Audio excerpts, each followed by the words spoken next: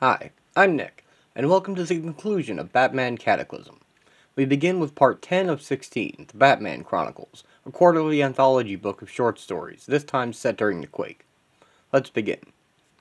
The contract tells the story of some thugs who have been hired to work as rescuers. Some people imagine Batman saving them as they are trapped in a mall. A child worries about his father's building when they hear movement above them. The goons argue about the contract they signed as they clear rubble with a jackhammer. The contract forbade guns, but not everyone is obeying it. The thugs have been drawn from opposing factions, so there's less chance they'll team up and strike out on their own. They're being forced to cooperate to fulfill their end of the bargain. We can assume they're being well paid to behave. There's a clock on the mission. The building is slowly filling with water from underground, a process called liquefaction. They find the elevator shaft. One of the men drops a cigarette by an open gas line and causes an explosion. One of the goons saves the life of another, saying it was in the contract. He says they all signed, and Gotham isn't the best place to break a promise. It's one town that still has some honor among thieves. They start arguing about the existence of Batman, saying it's his credo they're upholding. The de facto leader says that the CEO wrote the contract, and nothing else matters. The people have been trapped for 10 hours, and they're their only hope. He puts out the fire with an extinguisher. The Mooks realize that for once, someone's counting on them, and not just the people in need of rescue. Someone believes in them, and they get to work. The trapped kid asks his grandpa, how can you win against something you can't fight, like an earthquake? And grandpa says that when you can't use your strength, you have to be resourceful. The more creative you can be, the better your chances. Above, the goons argue about whether anyone's even still alive down there. The one in the hat says that every day he gets out of bed, he could get shot. And if he stayed in bed, he knows he probably wouldn't. But he still gets out of bed every day. Bull says he understands. They gotta help those people because they all got out of bed just like they did. They use ropes to descend the elevator shaft once it's cleared. They finally make it through to the level the survivors are on, and one of the men loses a bet because they're alive. Grandpa says they don't look much like Batman, and the kid says that maybe he sent them to help. The man who bet they were alive says that he just wanted to prove he could follow orders for once, that the world was wrong about him. The kid asks him if he was sent by Batman. He thinks for a second, says yeah, they were. He gives the kid the money to give to the shelter to help any way it can. The guys ask him what was that about, and he says, oh, it's that lousy contract, Item 8.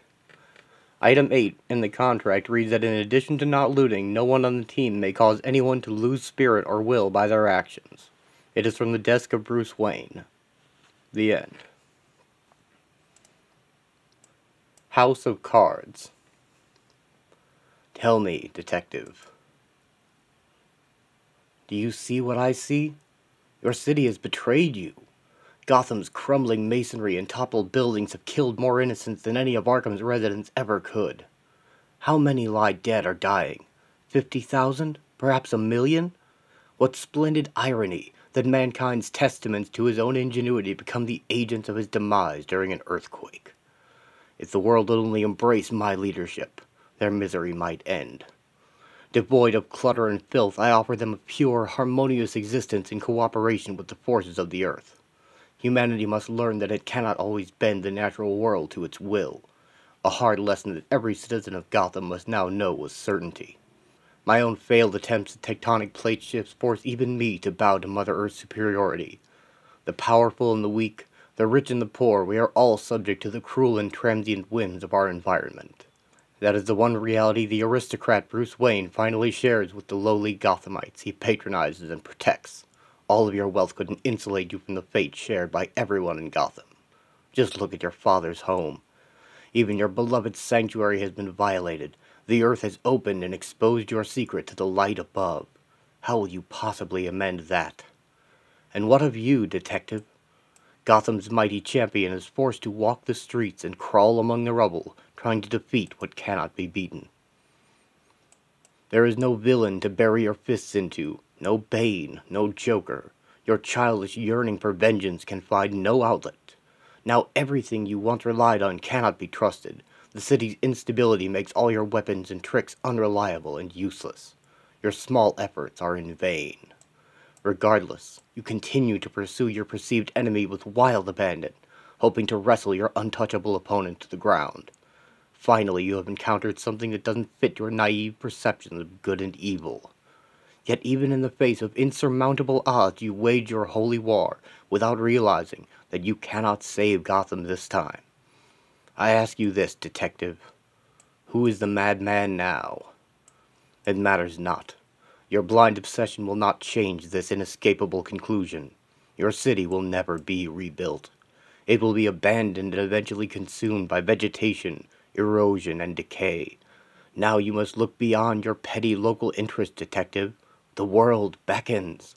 Perhaps now you will join me and take your proper place at my side when you eventually surrender to the truth. The war is over. Your city no longer needs protection. Gotham has fallen. End. A bird with a hand. Penguin walks the streets of Gotham with his cane, and he comes upon a man trapped in the rubble. He asks him what he does for a living. He says that he's an accountant at a law firm. Penguin says that he'll pull the man out, but he will owe him a favor, and the man agrees. Penguin digs him out of the rubble and moves on. He finds another man trapped with a broken arm and asks him what he does for a living. The man says he's a grade school teacher. Penguin walks on, leaving him behind as he pleads. He passes another man who says he can't breathe. Penguin asks him what he does for a living. The end. Trapped. A man is trapped underground in darkness, unable to move his legs. He has only a small penlight to see with. Robin is searching for survivors with a surveillance device, and he thinks he hears something. Robin tries to get help to dig the man out, but the rescuers are stretched thin as it is. Still, he says he heard someone with his microphone, and he's able to get 3 men to help. He says they can't be too deep, or the surveillance wouldn't have picked them up. The man hears something. He hears movement as Robin and the men above move a large stone out of the way. He hears more digging, and thinks they're getting close. Robin pulls a small boy out of a hole, and the man wonders why the digging stopped. Why don't I hear them? Where did they go?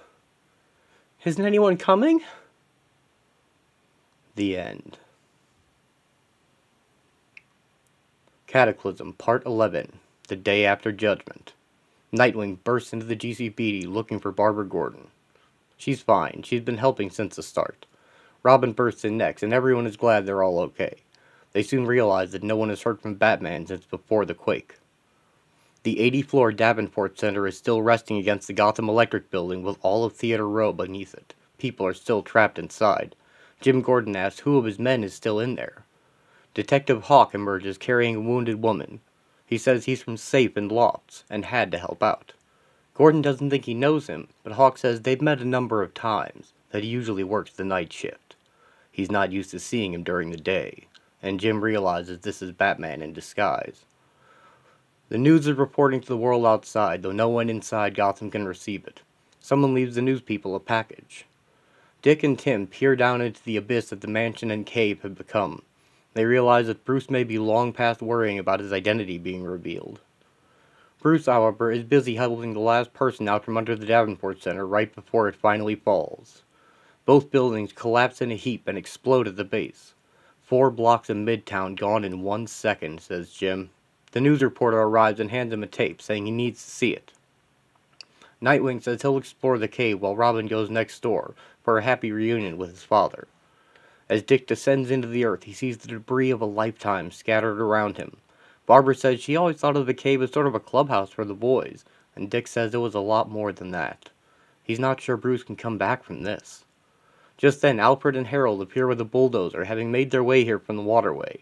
He informs Nightwing that Bruce left days ago through a subterranean stream.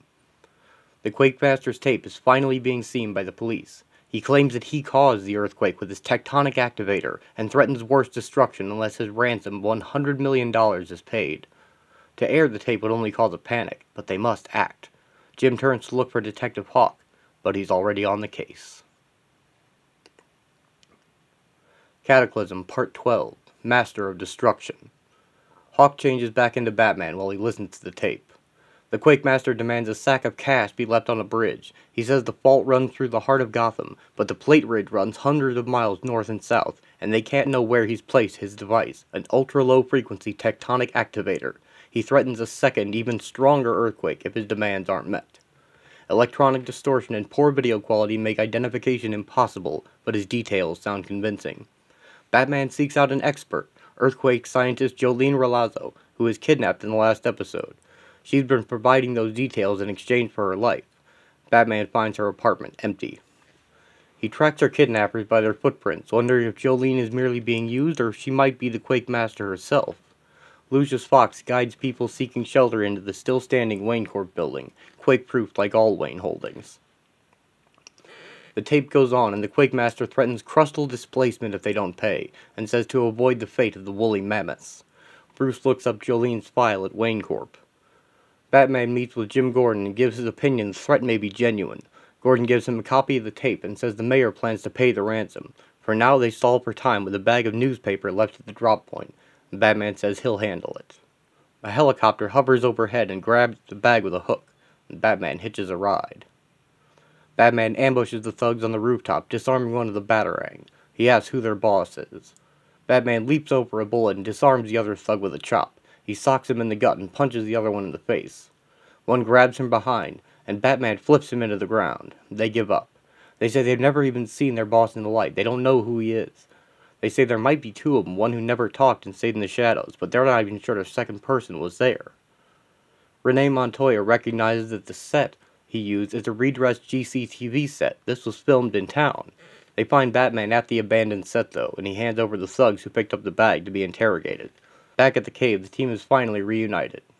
Batman says the mission is still the same, to do everything they can to protect the people of Gotham.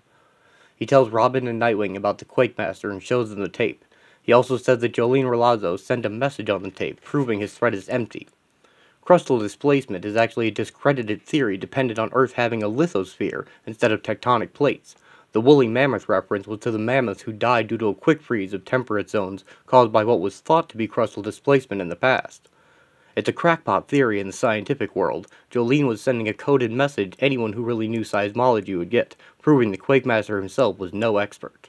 She's also letting them know she's only cooperating against her will, and trying to help them. Whoever he is, he may not be able to cause another earthquake, but he does hold Jolene Relazzo's life in his hands.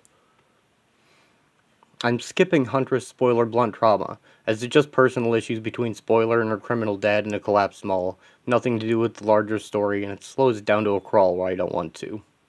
Moving on. Cataclysm Part 14, Shifting Ground. Nightwing asks Batman if they're up to this. They're watching a mass grave be burned to prevent the spread of disease, a grim necessity in the aftermath of this tragedy. Bruce says that Gotham needs them now more than ever. They'll help the trapped until Robin has a lead, and then they hunt down the Quake Master. Anyone who'd even lie to try and profit from this horrible event deserves justice. Quake Master rants and raves on a closed-circuit TV at Jolene, who is not impressed. Robin says something is weird about the tape. The phrasing he chooses is odd. Some criminals are attempting to loot a safe when a trapped man begs them for help for his family. One of them wants to help, but his friends aren't interested. Suddenly they're shot with crossbow bolts. Huntress makes quick work of them, then hears someone tell her that's enough. Batman has arrived and intends to stop Huntress from crippling anyone. Huntress says she was going to kill him. They argue until Nightwing tells them there's people trapped, and then the rescue takes priority and they all work together. The people are loaded into an ambulance, meaning the roads are cleared enough to reach the hospital. Luckily, some were Wayne-owned and quake-proofed. Batman tells Huntress she could use a rest, but he doesn't have time to deal with her now. Quake Master is furious he didn't get his ransom, and he tells his henchmen to go directly to the mayor and hold the ransom to the GCPD until further orders.